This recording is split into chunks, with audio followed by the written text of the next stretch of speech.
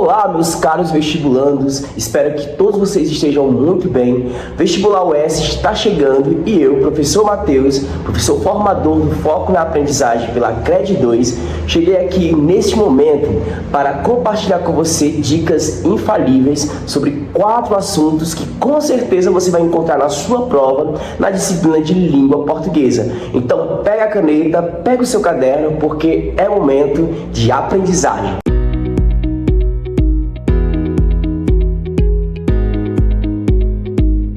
Os assuntos que nós iremos tratar nessa aula são assuntos que sempre, com toda certeza, caem na prova de língua portuguesa e que você precisa saber, para acertar essas questões e garantir a sua vaga no tão sonhado curso de vestibular que você quer passar. São eles: propósito comunicativo de textos. A UES sempre cobra, qual é o propósito do texto que você acabou de ler, qual é o objetivo, A UES também cobra os tipos textuais, ou seja, qual é o tipo predominante naquele texto que você leu, tipo textual, e as funções da linguagem. Normalmente ela pergunta qual função predominante naquele texto, e figuras de linguagem, sempre cobra algum conhecimento acerca das figuras de linguagem. Por isso, os objetivos da nossa aula de hoje são exatamente esses aqui: compreender o propósito comunicativo do texto de apoio que eu trouxe para vocês. O nome do texto, o título dele é Qual a distância entre a Terra e a Lua? Segundo objetivo, reconhecer o tipo textual presente no gênero texto de divulgação científica, porque esse é o gênero do texto que a gente vai ler hoje, certo? Terceiro objetivo, reforçar os conhecimentos sobre funções da linguagem. A gente não vai ter aqui todas as funções, mas recordar, na verdade, todas elas assim de forma breve, para que você consiga responder a questão que tem aqui no nosso material. E o último objetivo é entender o efeito de sentido decorrente da utilização de algumas figuras de linguagem em textos verbais, certo? Então vou trazer para vocês aqui algumas funções da linguagem para que você responda a questão e vá para a prova preparado com esses conhecimentos. Agora eu convido você a ler o texto comigo, certo? Vamos lá. Texto 1. Qual é a distância entre a Terra e a Lua? A distância entre a Terra e a Lua sofre alterações dependendo do momento, mas já conseguimos traçar uma média com precisão.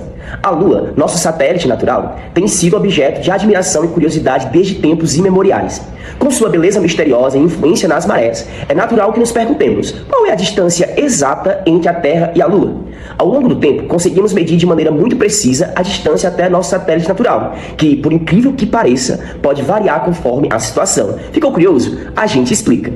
A distância entre a Terra e a Lua. A distância entre a Terra e a Lua é a medida que separa nossos dois corpos celestes durante sua órbita. Essa distância não é estática, mas sim variável, devido às características das órbitas elípticas de ambos os corpos. Logo, a distância pode acabar sendo maior ou menor a depender do ponto de medição. Em média, a distância é de aproximadamente 384.400 km. Essa medida tem sido determinada por meio de tecnologias avançadas como laser e radar, que permitem medições precisas ao longo do tempo. Continuando a leitura do texto. Como a distância é medida? A medição precisa da distância entre a Terra e a Lua é um feito impressionante da ciência moderna. Uma das técnicas mais utilizadas é a reflexão a laser. Astrônomos enviam flashes de laser de alta potência para espelhos refletores deixados na superfície lunar pelas missões Apollo, por exemplo. Ao calcular o tempo que o laser leva para retornar, os cientistas podem determinar a distância com incrível precisão. Outra técnica envolve o uso de sinais de radar. Grandes antenas transmitem sinais de rádio em direção à Lua, e esses sinais são refletidos de volta à Terra. Novamente, o tempo levado para o sinal retornar é utilizado para calcular a distância. As medições são realizadas repetidamente ao longo do tempo, para levar em conta as flutuações nas órbitas. Esses métodos altamente sofisticados garantem a obtenção de dados precisos para melhor compreender a relação entre a Terra e a Lua. Continuando a leitura. O que influencia a distância entre a Terra e a Lua? Embora a distância média entre a Terra e a Lua seja de cerca de 384.400 km, essa medida não é constante. Existem fatores que afetam essa distância e podem levá-la a variar ao longo do tempo. Um dos principais fatores é a órbita elíptica da Lua ao redor da Terra. As órbitas elípticas são ovuladas e não círculos perfeitos, o que significa que a Lua não está sempre à mesma distância da Terra. Durante o perigeu, que é o ponto mais próximo da Terra, a Lua pode estar aproximadamente 363.300 km. Já no apogeu, que é o ponto mais distante, a distância pode aumentar para cerca de 405.500 km. Essas variações ocorrem em ciclos de aproximadamente 27 dias, período conhecido como mês lunar. Vamos continuar a leitura do texto. Significado da distância entre a Terra e a Lua. A distância entre a Terra e a Lua tem implicações significativas para a ciência e para a vida na Terra. O estudo dessa distância ajuda a compreender a evolução das órbitas celestes e a história do nosso sistema solar. Além disso, o conhecimento preciso dessa relação é fundamental para o planejamento de missões espaciais tripuladas e não tripuladas. As marés oceânicas são um exemplo prático e impactante do significado dessa distância. A atração gravitacional da Lua causa as marés, que desempenham um papel vital na estabilidade ecológica das zonas costeiras, bem como na circulação dos oceanos, afetando o clima global. Em resumo, a distância entre a Terra e a Lua é uma fascinante e complexa relação cósmica. Com a ajuda de tecnologias avançadas, os cientistas têm sido capazes de medir e compreender essa distância com notável precisão. Esse conhecimento é vital para a nossa compreensão do universo, das marés e das possibilidades futuras da exploração espacial. A Lua, nossa vizinha cósmica, continua a nos surpreender e a inspirar nossa curiosidade sobre o vasto cosmos. Pronto, se você entendeu esse texto, ele fala que é um texto de divulgação científica sobre a distância entre a Terra e a Lua. Traz aí como que é medir essa distância, quais as estratégias, quais as táticas de medição e relaciona essa distância entre Terra e a Lua com alguns fenômenos, como as marés, como a vida na Terra. Então, um texto de divulgação científica sobre a distância entre a Terra e a Lua para informar para nós acerca dessa relação entre Terra e Lua e o que essa distância impacta em algumas coisas na vida dentro da Terra. Agora que a gente comentou um pouco sobre o texto, vamos para as questões, certo? A questão 1, o assunto dela é sobre propósito comunicativo. Sabia que a UES sempre vai te perguntar qual é o objetivo do texto que você leu, qual é a finalidade, qual é o propósito, para que esse texto foi criado, certo? E deixa eu te dar uma dica muito especial, para que você não erre de forma alguma o propósito comunicativo, o objetivo, a finalidade de um texto. O que é que você precisa saber? O gênero do texto. Olha só, quando eu consigo identificar qual é o gênero textual, vai ficar bem fácil para que eu possa compreender qual é o objetivo desse texto pelo seu gênero, Cada gênero tem uma função específica, cada gênero é criado para uma missão específica, comunicativa, Claro. Então, assim, a gente sabe que esse texto que a gente leu é um texto de divulgação científica. Então, pelo gênero, dá pra gente saber qual é a intenção de um texto como esse. Vamos aqui para as questões e a gente vai analisar cada uma delas e eu vou te dizer qual é a correta para que você possa levar esse conhecimento para a sua prova. Olha só, o objetivo do texto, sabendo que ele é um texto de divulgação científica. Será que é a letra A? Apresentar a relação da Lua com a Terra a partir da inspiração de fantasia provocada pela Lua? Olha, apresentar a relação da Lua com a Terra até que é uma parte correta desse item, mas dizer que é inspirado pela fantasia provocada pela Lua, gente, texto de divulgação científica não pode ser inspirado em fantasias, em metáforas, em coisas abstratas, O texto de divulgação científica, a base dele é a informação, certo? Então, não é essa a alternativa, porque o nosso texto ele não trata sobre fantasias realizadas, provocadas pela Lua, certo? Então, a gente tira o item A. O item B, discutir o papel da distância entre a Terra e a Lua para a ciência e a vida no planeta Terra. Percebem que esse item B, ele está bem enxuto, bem simples, direto, em uma linguagem clara. Então pode ser que seja o item B. Vamos ver o item C. Planejar a vida extraterrestre para as missões de colonização de todo o espaço do sistema solar. Vocês percebem que as únicas referências ao espaço solar aqui é Terra e Lua, e não todo o espaço. E essa relação que é apresentada no texto, ela visa aí a questão da vida na Terra e não da vida extraterrestre. Por isso que o item C não está correto. Item D, estabelecer relações históricas da origem do universo para futuras viagens de turismo espacial. Olha só, esse item também não é o correto, o item D, porque nós não temos aqui uma clara comparação de relações históricas, de tempo histórico, né, de origem do universo, essas coisas. Isso é citado como uma coisa meio que secundária no texto, e o foco aqui do nosso texto não é exatamente estabelecer essas relações, né, de origem do universo para as futuras viagens espaciais, não. Então, o que sobra para a gente como item correto, eu já mostro aqui para vocês no nosso gabarito, é a letra B. Nós temos um texto de divulgação científica que o objetivo dele é discutir, discutir o verbo, né? Para que um texto de divulgação científica é criado? Para apresentar, né? Para gerar ali, né, informações. Então, ele discute o papel da distância entre a Terra e a Lua para a ciência, super importante, um texto de divulgação científica para a ciência e para a vida no planeta Terra. Então, é exatamente isso que a gente leu. E eu deixei aqui um comentário para vocês sobre o texto de divulgação científica, para ajudar aí, né, você compreender um pouco mais sobre esse gênero. Olha só o comentário.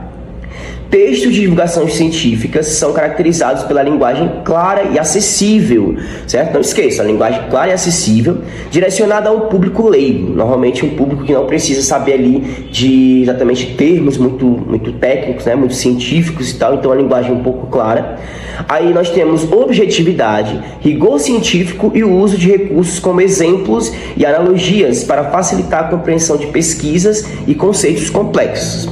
Tá bom? Seu principal objetivo é explicar e informar o público em geral sobre o avanço da ciência, utilizando também linguagem não verbal, imagens, gráficos para complementar a informação. Então essas são as características mais gerais aí de um texto de divulgação científica, tá bom? Então se esse gênero cai para você lá no Enem ou então agora mesmo na UES, você já sabe aí, beleza, como se portar diante de um texto com esse gênero.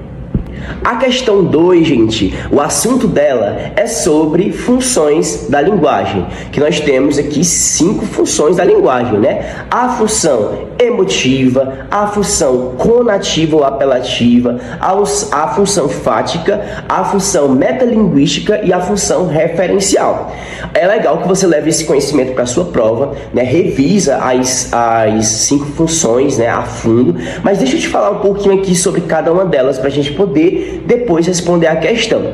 A função emotiva, gente, é aquela que o foco está no enunciador, né? No eu lírico, normalmente, no narrador, em quem fala no texto, certo? E aí, a principal função é que nessa função, ela recai sobre aquele texto em que o narrador, o eu lírico, ele expressa os seus sentimentos, né? As suas ideias, o seu ponto de vista, as suas percepções. Então, a função emotiva é essa. Normalmente, ela está em poemas, normalmente ela está em músicas, certo? Textos em primeira pessoa, normalmente, tá bom? Normalmente são assim a função emotiva. A função conativa ou apelativa, né, como também é chamada, é aquela função que ela recai sobre o texto que tem a intenção de convencer o leitor sobre alguma situação ou a mudar de comportamento, certo? Normalmente são propagandas, convite, né, texto de campanhas publicitárias que predominem, né, a utilização de verbos no imperativo também, certo? Então essa é a função apelativa, a função conativa,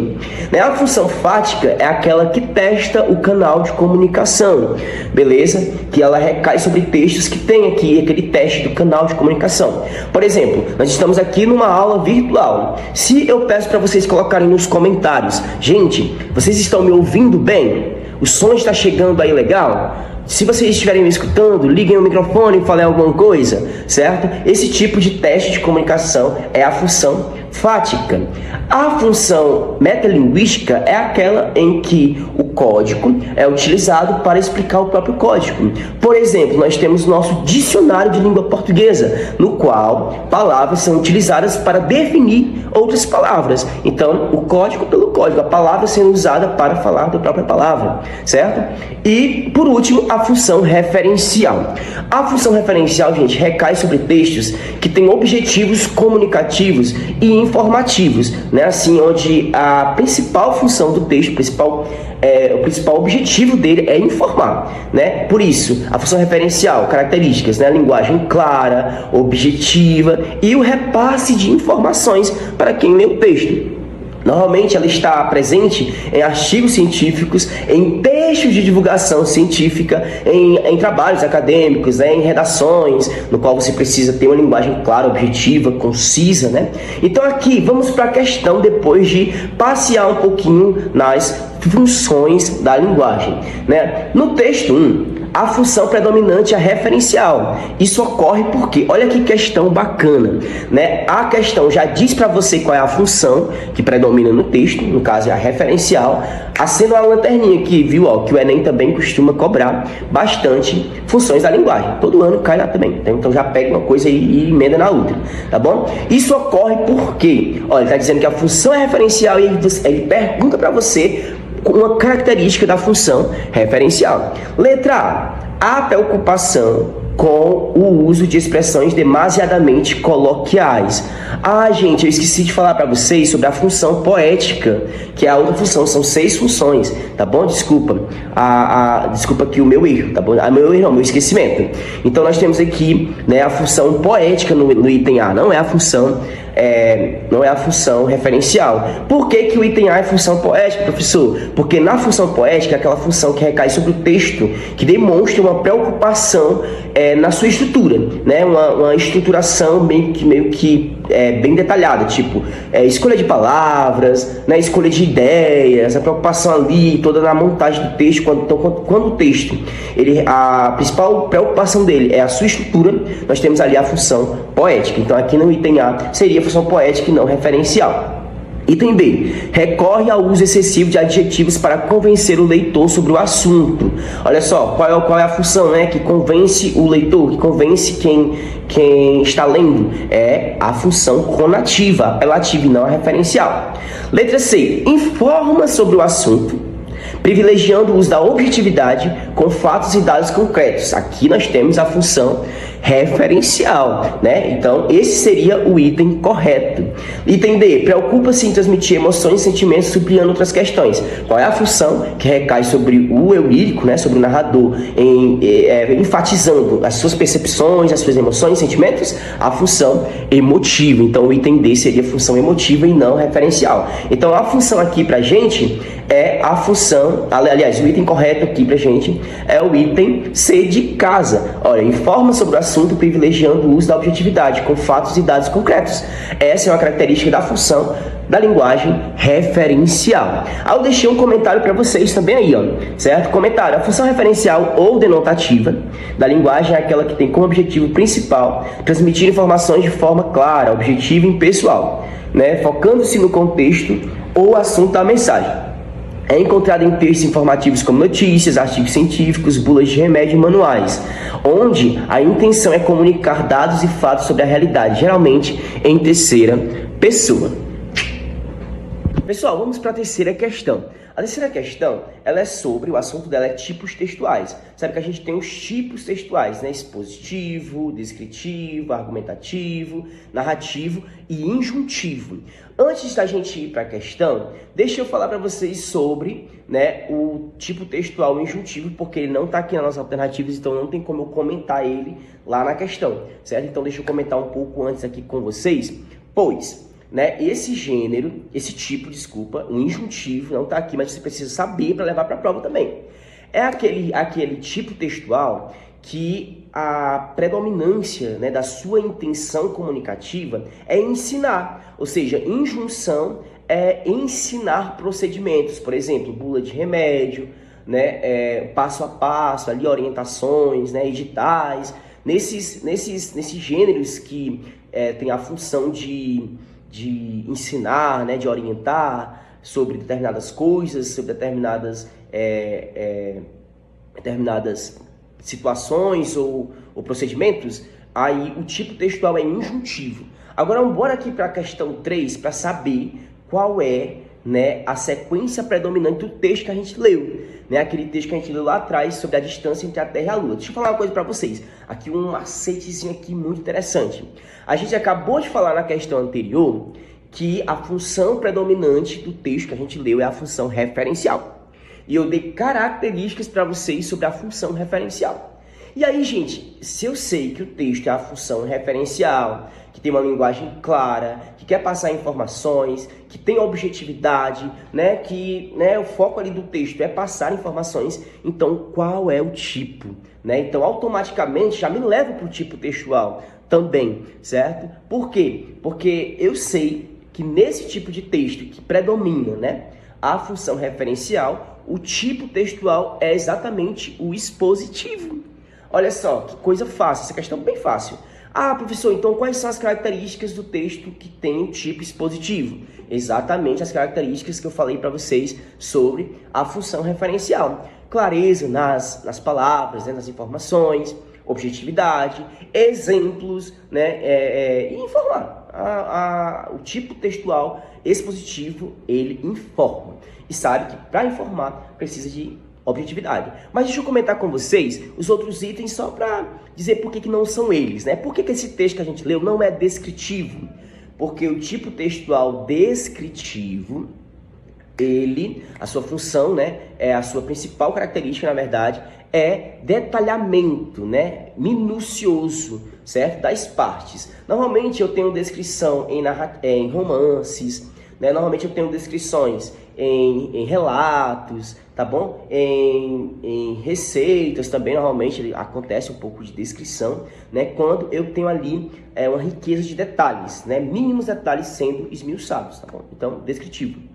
Argumentativo. Então, o texto argumentativo é aquele que, né, predomina ali o convencimento, né? A estratégia ali é argumentar para convencer quem está lendo em defesa de um ponto de vista. É tipo a redação Enem, certo? O artigo de opinião, certo? Texto em que a pessoa expõe um ponto de vista e precisa apresentar argumentos, né, provas e situações que embasem a sua opinião, tá bom? Por isso que esse nosso texto aqui não é argumentativo, porque ele apenas expõe informações e ele não quer te convencer de nada, né? Ele não quer te fazer acreditar ali, né, e tal, concordar com ele e tal, né? Só divulgação, tá bom?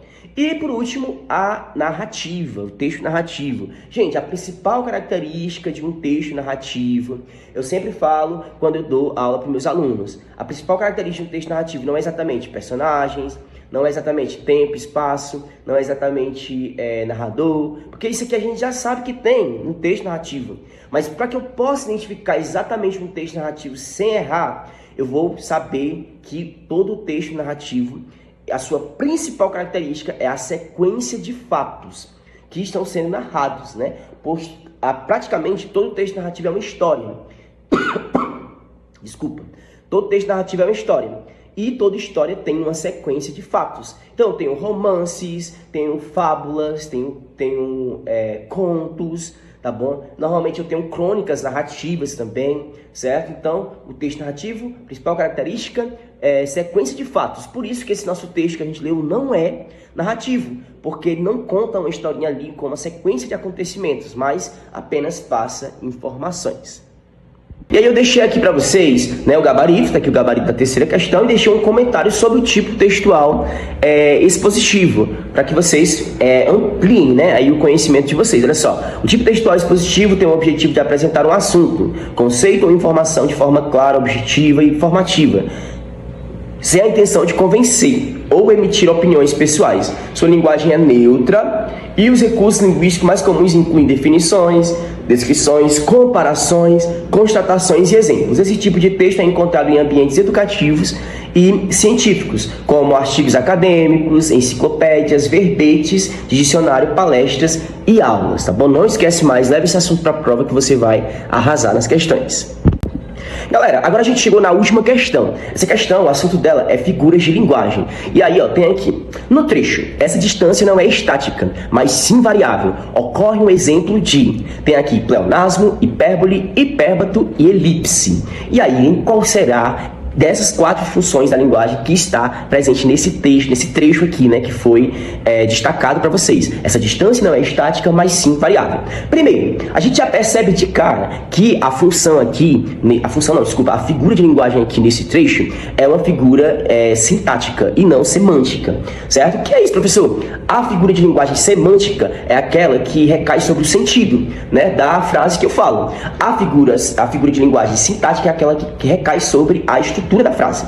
Então aqui eu já sei que das minhas 4 figuras que a UES colocou para marcar, 2 são da semântica do sentido, que é pleonasmo e hipérbole, e 2 são da sintaxe, né, da sintática da frase, que é o hipérbato e a elipse. Então vamos só aqui tirar para o escanteio, né? Pleonasmo e hipérbole. Só que eu não vou deixar de te dizer o que é pleonasmo e o que é hipérbole, para que você também possa levar esse conhecimento lá para a sua prova. O pleonasmo, gente, é quando eu cometo redundâncias na minha fala. Professor, o que é redundância? É dizer com 2 palavras o que eu preciso só dizer em uma, porque no sentido dela, né, já está ali implícito a ideia que eu quero repassar. Temos aqui alguns exemplos de pleonasmo, tipo assim, é quando eu falo que a decisão foi tomada em consenso geral. Gente, consenso geral é pleonasmo, porque a palavra consenso, ela significa quando várias pessoas, elas concordam com a mesma coisa. Então, se eu digo consenso geral, eu estou sendo pleonástico, redundante, porque a ideia já está em uma palavra só,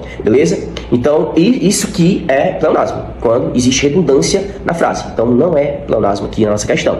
Hipérbole. A hipérbole é quando eu exagero naquilo que eu estou falando. Eu estou queimando, morrendo de calor, certo? Isso é uma hipérbole, quando há o exagero naquilo que eu falo, na expressão, né? Quando eu intensifico, né, a minha frase para demonstrar exagero. Isso é, certo? Isso é hipérbole. Então agora bora para o hipérbato e para a elipse. Professor, o que é o hipérbato? Gente, o hipérbato é quando eu, né, pego uma frase que está ali montada no seu sentido, na sua ordem comum. Qual é a ordem comum de uma frase, professor? Sujeito, né, verbo, complemento. Sujeito, verbo e ação, digamos assim.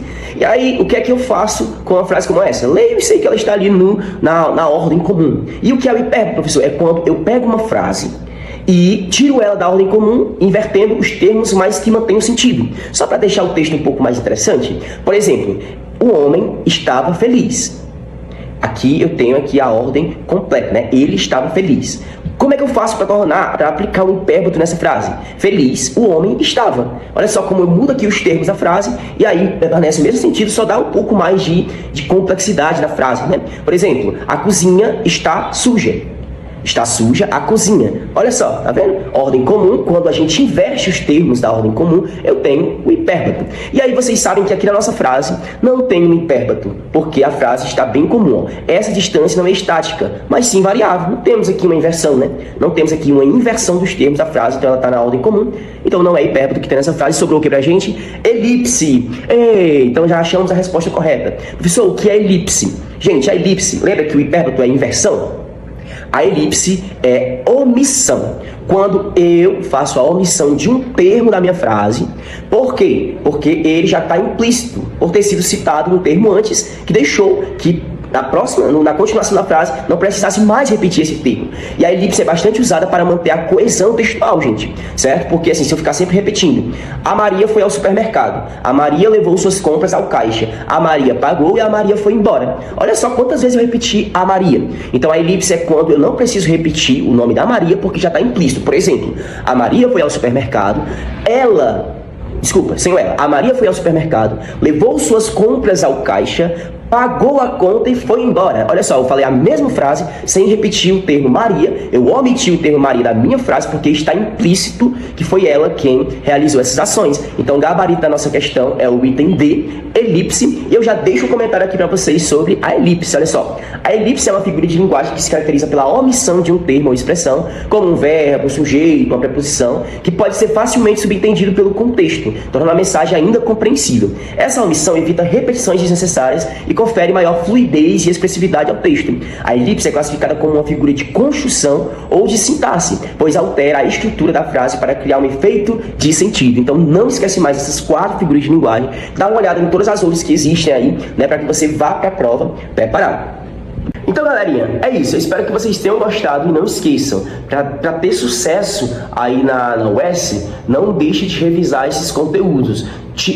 Propósito comunicativo do texto, funções da linguagem, figuras de linguagem, tipos textuais, gêneros textuais, formação de palavras, estude formação de palavras, tipo por prefixo, por sufixo, né, ou parassintético, tá bom? Não deixe de estudar esses assuntos que sempre caem na prova de língua portuguesa de vocês. Então, um abraço, desejo uma excelente avaliação, um excelente vestibular para vocês, na verdade, e que vocês possam ter sucesso e alcançar a tão sonhada vaga na universidade. aprendizado, tá bom? Um abraço, professor Matheus, em nome da CRED 2, na iniciativa Foco na Aprendizagem.